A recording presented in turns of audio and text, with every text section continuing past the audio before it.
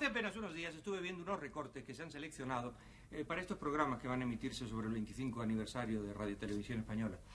Y entre esos recortes estaban unos de un viejo 1, 2, 3 de 1972, de la primera época. Y salía yo hablándole al público, hablándole a ustedes, así como lo estoy haciendo ahora. Salía y me quejaba de una injusticia que por desgracia, señoras y señores, se continúa cometiendo. La injusticia de confundir mi trabajo con mi vida privada. Muchas noches salimos, mi mujer y yo, no sé, a un cine, a un restaurante, y no falta esa señora o ese señor que se adelanta y se presenta encantado, señor Ibáñez Serrador, mucho gusto de conocerle. A ver cuándo vuelve usted a ofrecernos aquellas historias de miedo que nos gustaban tanto.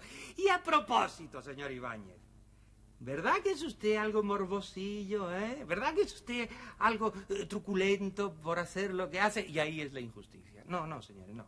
Una cosa es lo que hago y otra cosa es mi vida particular. Una cosa es mi trabajo, que bueno, que hay que hacer historias de terror o presentar películas de terror. Y otra, mi propia vida, mi familia, mi entorno. Sin ir más lejos, pues aquí tienen mi casa.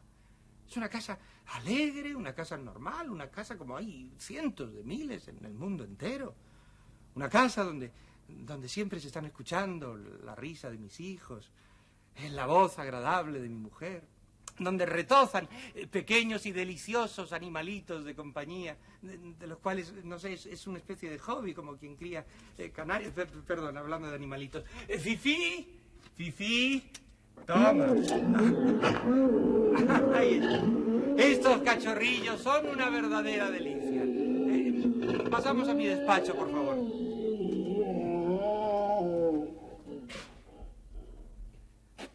Buenas noches, Paloma, ¿cómo está usted? Hoy se ha levantado usted muy temprano. Ay, sí. Aún no es medianoche. Ay, no me hable, Paloma, no me hable. La culpa es de mi hijo Alejandro. Parece que tuviera un despertador en la barriga. En cuanto termina la televisión y tocan la marcha real, ya está berreando para que le despierten, lo bañen, lo vistan y le den su desayuno. Ay, qué espanto. Ay, perdón. Paloma es mi secretaria. Es una chica normal, como todo lo que me rodea. Normal, pero eso sí, sexy, favor, interesante. Señor. No, Paloma, que sí, que lo eres. Esos ojazos, ese palmito, como decían los antiguos, esos colmillos afilados. Porque Paloma estudió mecanografía y mordisco en Transilvania hace ya bastantes años. Les advierto a ustedes que logra más de 300 colmillazos al minuto. Ya le dispuse su mesa de bricolage. Sí, Paloma, siempre a punto. Gracias. Bueno, el bricolage es mi hobby. Me encanta trabajar la madera, hacer surgir de ella adornos o pequeños e inocentes juguetes para mis hijos. Catafalquitos deliciosos, no sé, o diminutos ataúdes en los cuales mis hijos puedan enterrar a sus muñecos. Pero vamos con la película de hoy. La película de hoy va de vampiros. Se trata de Drácula, dirigida por Terence Fisher en 1958. Lo primero, desear que la copia esté bien y no como la de la semana pasada, en la que había más cortes que brujos.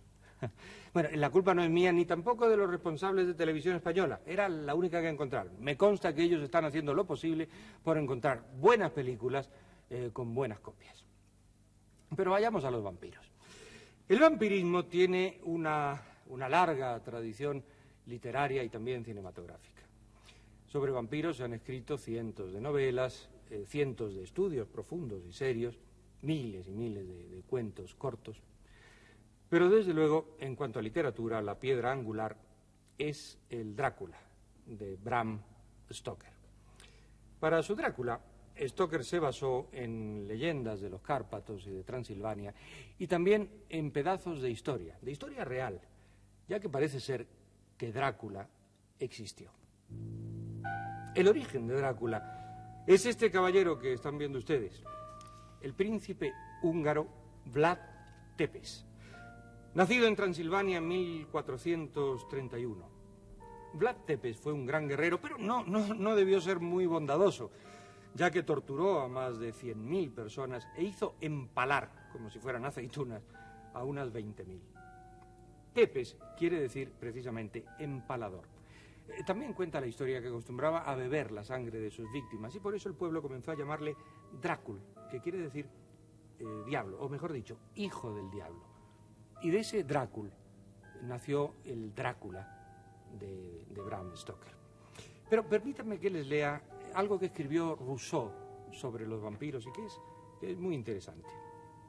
Rousseau dejó dicho: si alguna vez ha existido en el mundo una historia certificada y probada, es la de los vampiros.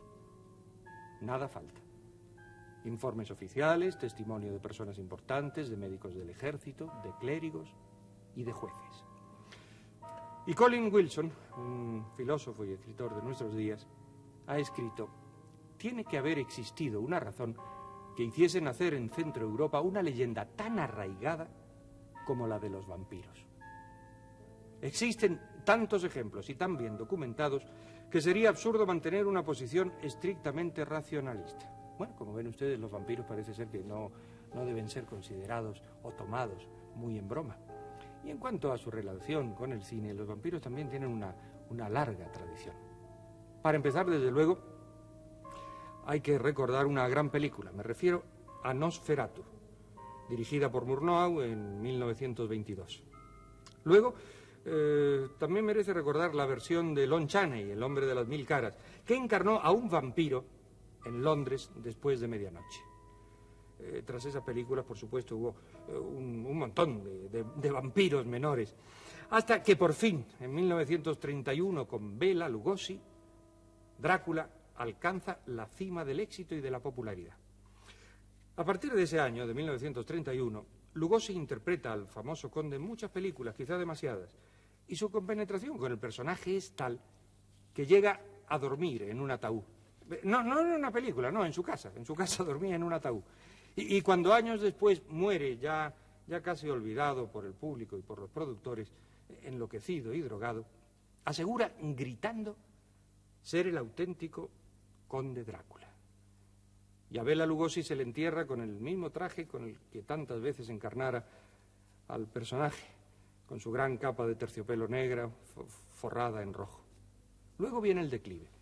El personaje es interpretado por Lon Chaney Jr., por John Carradine y por otros varios actores, pero ya nadie se impresiona con las películas de vampiros. Tanto es así que el pobre conde Drácula hasta llega a intervenir en películas cómicas, películas como aquellas deliciosas que interpretaban Abbott y Costello.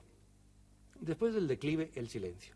Hasta que por fin, en 1958, la casa Hammer, productora especializada en películas de terror, hace resucitar al conde Drácula. Poco antes había hecho una nueva versión de Frankenstein, interpretada por Peter Cushing y Christopher Lee y dirigida por Terence Fisher. Tras el éxito de Frankenstein, acometieron una nueva versión de Drácula, esta misma que esta noche vamos a ver, con un éxito sin precedentes, un éxito tal que hizo que ese trío, que ese terceto, formado por Peter Cushing, Terence Fisher, el director, y Christopher Lee, produjese posteriormente un buen número de películas góticas, como llaman los ingleses a esta especialidad dentro del género de terror. Películas góticas, películas cuya acción transcurre por lo general en el siglo pasado.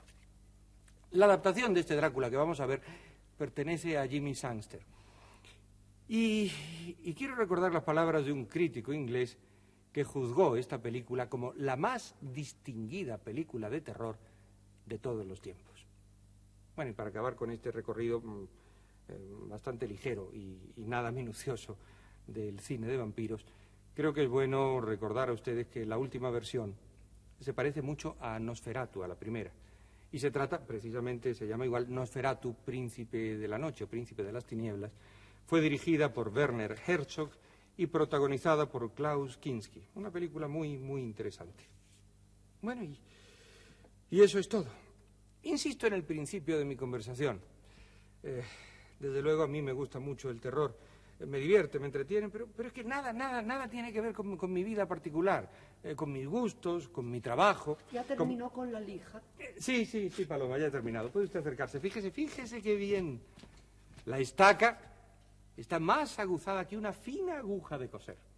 ¿Me ayuda, por favor? Por supuesto, señor Ibáñez. Sí, es que estas tapas suelen ser tan pesadas. Hágame usted el favor. Ay, mírelo.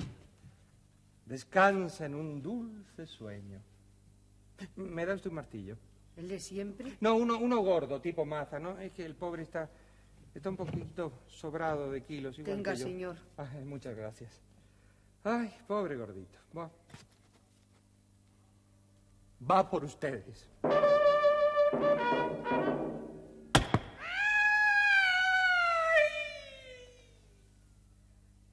Qué alarido tan sospechoso, ¿verdad? Pero, señor Ibáñez, ¿Sí? este hombre no era un vampiro. No, por supuesto que no. Era un telespectador al que nunca le gustaron mis historias para no dormir. Vuelva usted a su trabajo. Vuelva a su trabajo, sí. Paloma. Que yo volveré a mi bricolage. A mi bricolage, gracias al cual puedo fabricar deliciosos y pequeños y encantadores juguetes para mis hijos. Bueno, pues ya ven ustedes lo que decía al principio, mi vida no puede ser más sencilla, más normal, más simple. Que les guste a ustedes la película y hasta la semana que viene, ¿eh? Tu, tu, tu, tu, tu, tu, tu, tu, tu, tu.